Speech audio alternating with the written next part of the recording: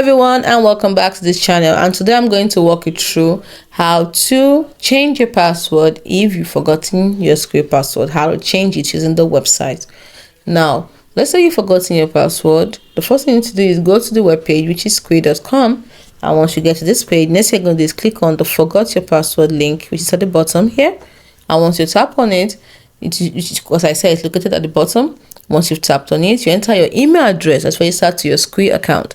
Make sure you enter your primary registered email address if you have more than one, and then you click submit or a similar button. So once you've put in the email address, you click on send in this case. And once you've done that, the next thing you're going to do is go to your email inbox, because Skrill will send an automated email to a registered email containing a link to reset your password.